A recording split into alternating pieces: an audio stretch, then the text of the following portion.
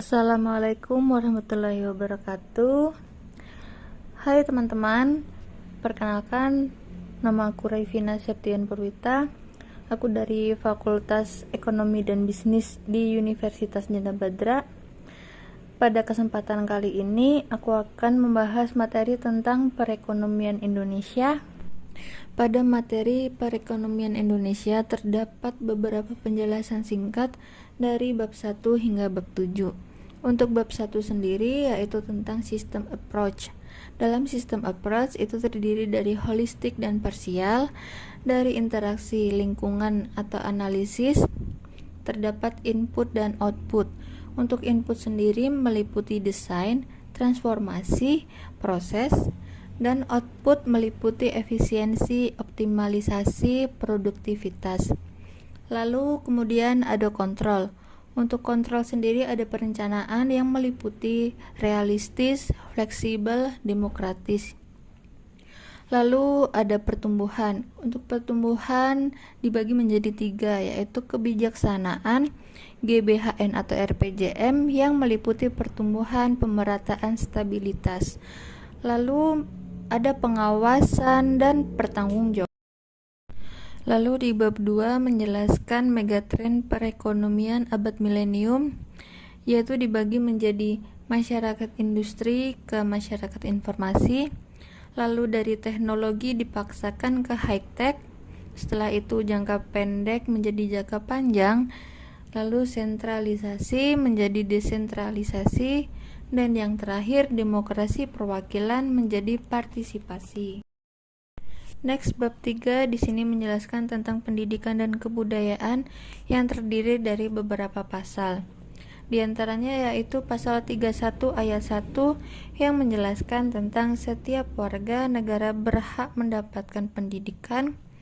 Lalu ada pasal 31 ayat 2 yaitu menjelaskan tentang setiap warga negara wajib mengikuti pendidikan dasar dan pemerintah wajib membiayainya.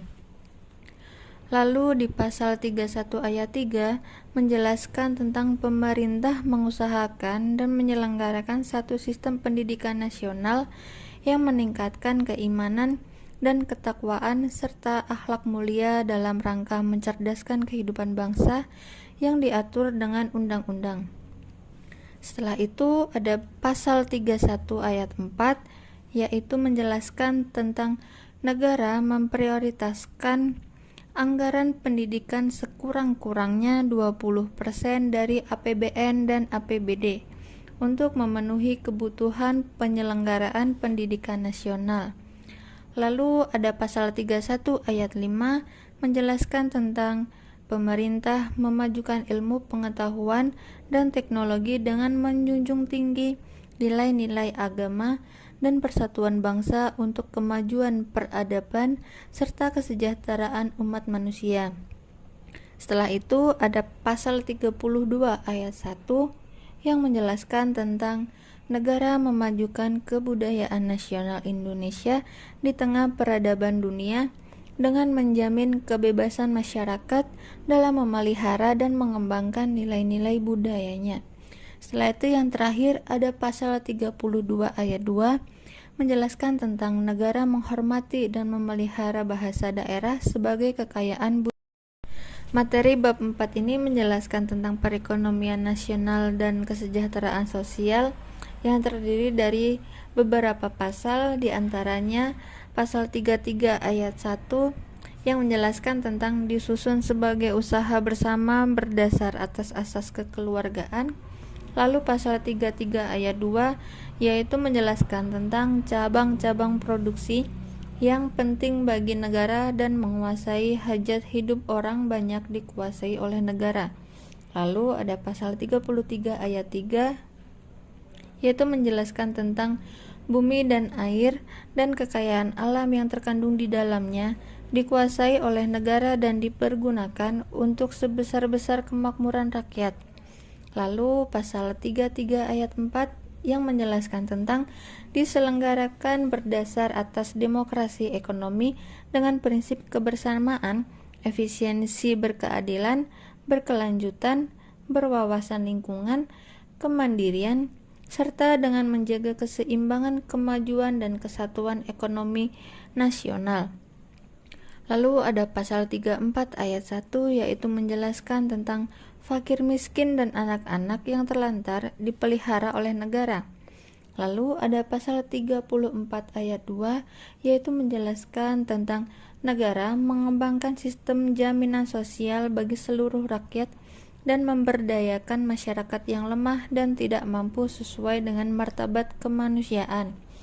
Dan untuk pasal yang terakhir, pasal 34 ayat 3 menjelaskan tentang negara bertanggung jawab atas penyediaan fasilitas pelayanan kesehatan dan fasilitas pelayanan umum yang pada bab ke-5 dan ke-6 di sini ada beberapa kabinet, yaitu diantaranya Kabinet Hatta dari Desember 1945 sampai dengan September 1950 yang meliputi penyatuan politis dan reformasi moneter.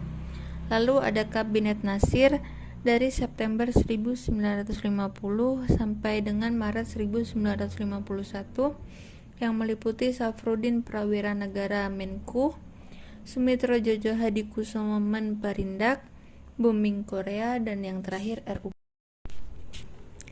Pada bab ke-6 terdiri dari Kabinet Sukiman dari bulan April 1951 sampai dengan Februari 1952 yang meliputi lahirnya Bank Indonesia pada tanggal 22 Mei 1951.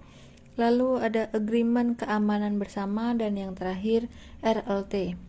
Lalu ada Kabinet Wilopo dari bulan April 1952 sampai dengan Juni 1953 yaitu meliputi Balance Budgeting atau APBN, RUP atau Program Benteng, dan yang terakhir Rasionalisasi Angkatan Bersenjata.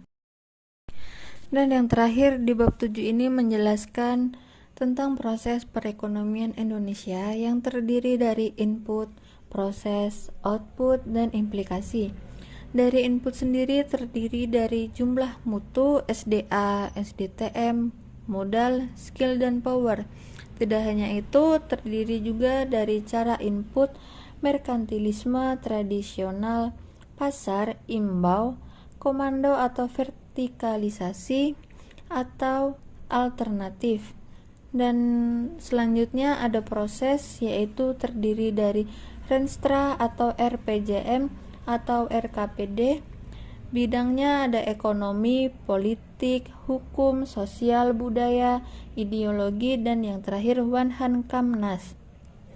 Lalu di sini ada output, terdiri dari cara outputnya yaitu rampok, barter, kapitalis, sosialis, gabungan kapitalis, sosialis, dan yang terakhir komunis.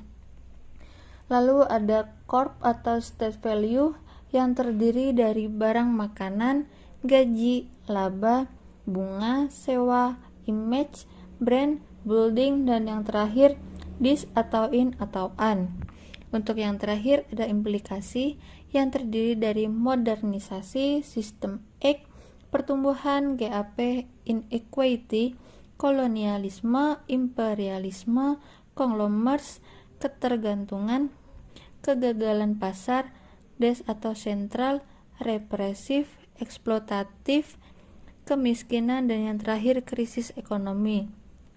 Tidak hanya itu, implikasi juga terdiri dari Counter, laba union, NJOS, free trade, gaya hidup, MNC atau TNC, perdagangan, implementasi global, atau kapitalis. Nah teman-teman, pada slide terakhir ini aku akan menjelaskan tentang Universitas Djanda Badra, yaitu merupakan perguruan tinggi swasta yang berdiri sejak tahun 1958. Perguruan tinggi ini berlokasi di daerah istimewa Yogyakarta dan berada di tengah atau pusat kotanya. Untuk akreditasinya sendiri, Universitas Djanda Badra telah terakreditasi B oleh BANPT sebagai sebuah lembaga atau institusi pendidikan. Untuk layanan yang diberikan, Universitas Djanda Badra membuka 8 program studi pada jenjang sarjana, meliputi ilmu hukum akreditasi A, agribisnis akreditasi A, manajemen akreditasi B, akuntansi akreditasi B, ekonomi pembangunan akreditasi B, teknik sipil akreditasi B, serta teknik mesin akreditasi B. Tidak hanya itu, tersedia pula 3 program studi pada jenjang magister atau pasca sarjana yang meliputi magister ilmu hukum akreditasi B, magister manajemen akreditasi B, serta magister teknik sipil akreditasi B. Nah, teman-teman, cukup untuk penjelasan materi perekonomian Indonesia kali ini. Kurang lebihnya aku sendiri sebagai mahasiswa dari Universitas Jana Badra. Jika ada kurang lebihnya saya mohon. Terima kasih untuk apresiasinya teman-teman, dan semoga penjelasan tentang materi perekonomian Indonesia ini dapat diterima dengan baik. Terima kasih. Bye-bye.